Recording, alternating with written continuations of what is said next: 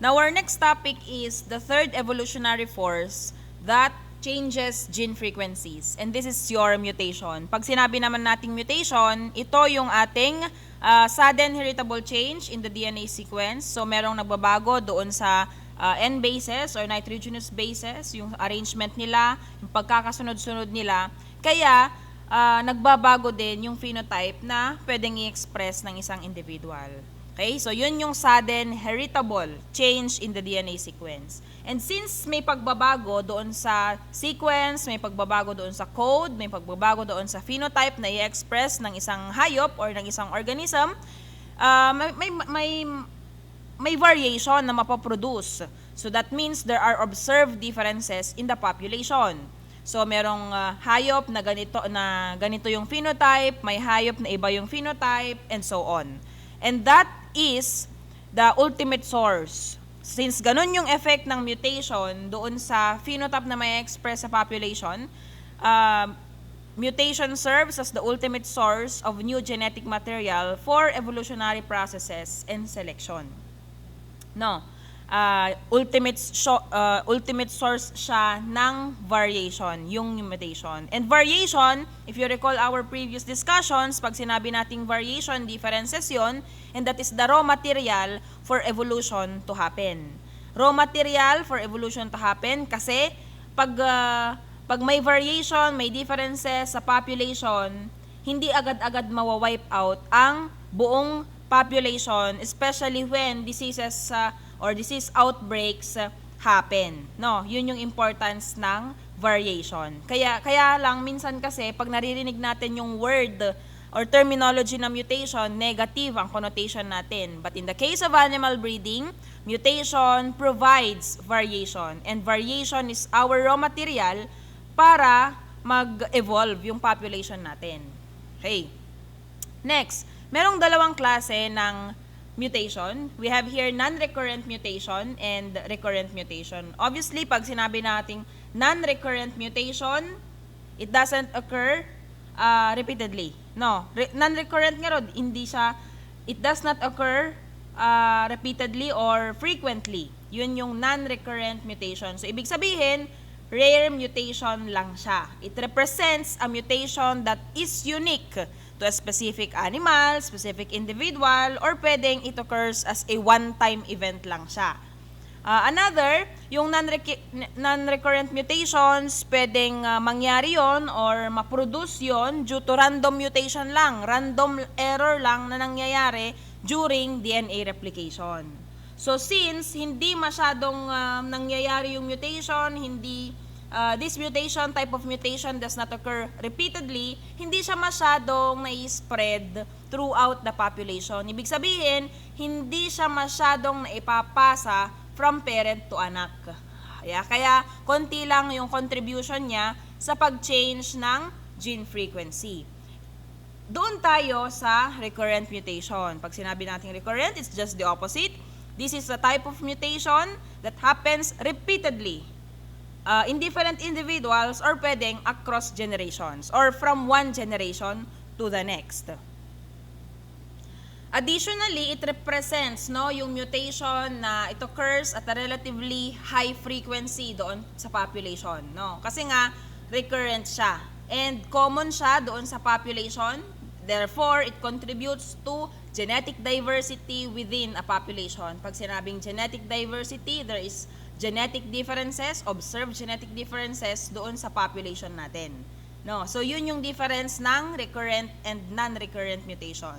Now, meron tayong mga variables dito na kakailanganin natin, of course, to compute or to prove or to determine if a population is in Hardy-Weinberg equilibrium or not. Kasi nga nabanggit natin na mutation is an evolutionary force na that influence the changes in the frequencies of the genotype and of course the alleles in a population from one generation to the next. Now, meron tayo ditong mutation rate represented by lowercase u. Itong mutation rate, so gagamit tayo ng pointer. Ay, wala. Itong mutation rate represents the probability, no? P, capital letter P. It represents the probability that the dominant allele mutates or changes to the recessive allele. Yun yung mutation rate. I repeat, mutation rate represents the probability that a dominant allele mutates to recessive allele. Okay? Next, meron naman tayong ditong frequency. Sana yun? Frequency of mutation represented by UPO. Okay. Ang frequency of mutation, ang symbol or letters na ginagamit natin to represent the frequency of mutation, this is just the product of the mutation rate represented by lowercase q and the initial frequency of the dominant allele before. Pag sinabing initial frequency of the dominant allele, frequency siya before may nangyaring mutation. Okay, gamit tayo ng pen. So, U represents the mutation rate. And P sub O, ito siya, P sub O, di ba sabi natin, the frequency of the dominant allele is represented by P. To identify that this is the frequency before mutation, nilalagyan natin ng subscript na 0. Okay, that is before mutation.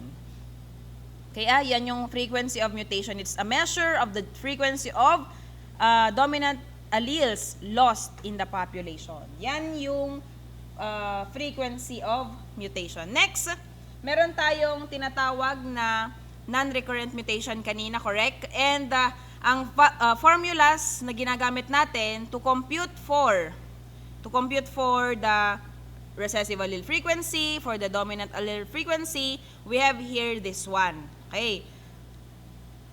P1. P1 na siya kasi 1 represents yung after mutation. Yung 0, before mutation yon. So, kaya, ang new frequency daw, frequency of the dominant allele represented by P, lowercase p, 1 after 1 mutation or after mutation is equal to P sub 0, the original frequency of the dominant allele before mutation, minus the frequency of mutation. O, P1 equals P sub 0 minus the frequency of mutation UP sub 0. Yun namang Q1, Q sub 0 or the original frequency of the recessive allele plus the frequency of mutation. Now look at the sign. Ma'am, bakit negative dito? Bakit P sub 0 minus U P sub 0? Kasi sabi dito sa sitwasyon, ignoring recessive to dominant. Ibig sabihin, yung recessive allele hindi nag-mutate to dominant. Meaning to say, ang nag-mutate, ang pag-mutate lang dito is from dominant to recessive. Kaya, ima-minus natin. Bakit minus? Kasi yung dominant allele nga natin nag-mutate, naging recessive. That's why negative ang ginamit natin. Minus the frequency. Kaya bababa. Expected na bababa ang value na makukompute natin at P1. Next, proceed tayo sa Q1. Since nag-mutate ang dominant to recessive, we expect na tataas, mag-i-increase ang frequency of the recessive allele after one mutation. Therefore, the original frequency of the recessive allele plus the frequency of mutation. Frequency of the mutation from dominant to recessive allele. I-add natin kasi J dominant, nagbalin nga recessive. So yun na, sa non-recurrent mutation, please do not forget the formula. That is after one mutation. Pero ang tanong, paano naman kapag ang hinahanap is after 5 generations of mutation, after 10 generations of mutation, and so on.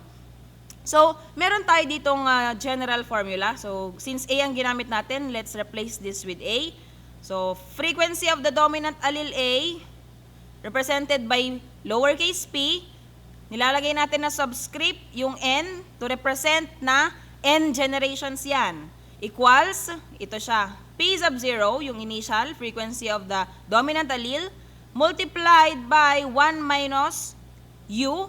Ano na ulit yung U? Mutation rate. And then open and close parenthesis, raised to N. Yan yung formula natin para makompute ang frequency after N generations. Next.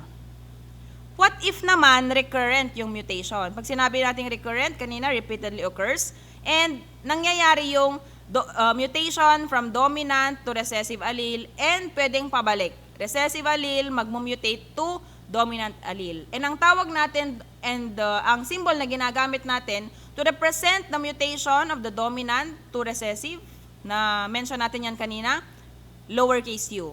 Yun namang recessive allele mutates to dominant allele represented by lowercase v. Okay, so yan yung mga variables natin. And then, let P1 represent the frequency of the dominant allele after mutation. Para makuha ang value nito, ito yung formula. Hindi na sila pareho sa formula ng non-recurrent.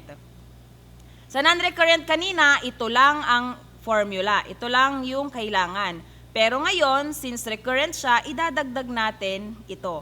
So, our new formula equals P1 equals P sub 0 minus UP sub 0 plus VQ sub 0.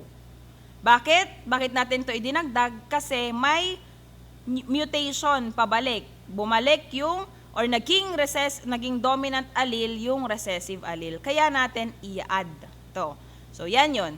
Next, sabi dito, yung idea or yung sitwasyon kung saan yung letter U or yung mutation rate of the dominant allele is greater than V. If U is greater than V, and if U is less than V, these values does not determine or do not determine whether the frequency of the dominant allele decreases or not.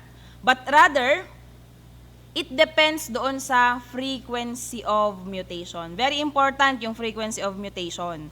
Because ang kailangan sa formula is, it is also influenced by their initial frequencies, initial dominant allele frequency and initial recessive allele frequency. Walang silbi na meron kang data for U and V kung hindi mo naman alam yung data or value ng allele frequencies nila.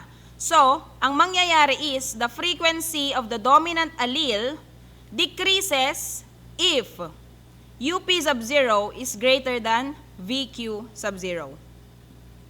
Okay.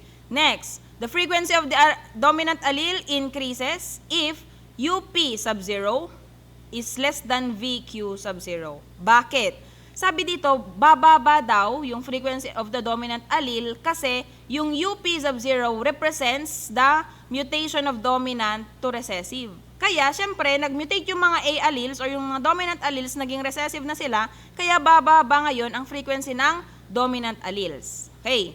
Next, kapag naman frequency of the dominant allele increases, tataas yung bilang ng dominant alleles kasi yung UP sub 0 or yung frequency na ang dominant allele magmutate to recessive less than the frequency of the mutation from recessive to dominant. So I hope you understood the difference. Now, kailangan din natin i-compute at equilibrium. Pag sinabing nating equilibrium, pareho yung frequency of mutation. Asan ang frequency of mutation? UP sub 0 equals VQ sub 0. Yan yung status or yung formula na gagamitin natin to determine equilibrium. Para makompute natin yung frequency of the alleles at equilibrium. Okay. Ang formula is the frequency of the recessive allele at equilibrium represented by Q sub E equals U over U plus V. Sa frequency of the dominant allele naman, ima-minus lang natin. Gaya ng kung naalala nyo, P plus Q equals 1. Ganun din, kung ang hinahanap mo ay Q at meron ka ng value for P, you just subtract 1 minus P. So, ganun din, 1 minus Q dito, QE. Kasi meron na tayong value for equilibrium frequency of the recessive allele. Or kung hindi mo naman gagamitin yon or wala kang enough na values, pwedeng gamitin mo itong formula na ito, V over U plus V. Next, meron tayo ditong sample problem. So, ang sample problem is if allele if the dominant allele if this dominant allele with an initial frequency of 0.6 mutates to recessive allele with rate 4.2 times 10 raised to negative 5, while allele A or recessive A mutates to dominant A at the rate of 2.1 times 10 raised to negative 5, determine the frequency of the dominant allele in the next generation and the frequency of the dominant allele at equilibrium. gamitin natin or isulat muna natin yung mga given values, no, para mag-guide tayo. Frequency daw of the dominant allele represented by P sub 0 equals 0.6. And then, yung mutation rate, okay, represented by U. Mutation rate, frequency of dominant allele nag-mutate to recessive, represented by lowercase q equals 4.2 times 10 raised to negative 5. Next naman, the frequency of the recessive allele the frequency of the recessive allele hindi siya given. But you can compute for recessive allele frequency. 1 minus 0.6, that is 0.4. Sunod, V. Ano yung V? The frequency that recessive allele mutates to dominant allele. So, ang letter V, ang value niya is 2.1 times 10 raised to negative 5. Ang gagawin, frequency of the dominant allele in the next generation, meaning P sub 1. Okay? Ang formula lang natin is, of course, balikan natin ang formula, this one. Ito yung formula na gagamitin natin. Okay? P sub 0 minus, nasan na yon? P sub 0 minus UP sub 0 plus VQ sub 0. Yan ang formula para makompute yung frequency of the dominant allele after one generation of mutation. Please substitute the values, ano? I will not be showing you the solution here, but I am giving you the formula para makompute ang frequency of the dominant allele after one generation. Next, ang tinatanong naman is the frequency of the dominant allele at equilibrium. Mahaba na kasi ito kaya hindi ko na siya isosolve. But, mabilis lang siya. But you just substitute the values of the P sub 0, of the U, of the V, and of the Q sub 0. For the frequency naman of the dominant allele at equilibrium, written as P sub E equals, balikan natin, V, ang formula niyan is V over U plus V. V is 2.1 times 10 raised to negative 5 divided by 4.2 times 10 raised to negative 5 plus 2.1 times 10 raised to negative 5. So please solve for this. That is the value of the frequency of dominant allele at equilibrium. So I hope nakuha ninyo, naintindihan ninyo yung concept ng mutation in relation to changing the frequencies of the dominant and recessive alleles across generations. Thank you very much.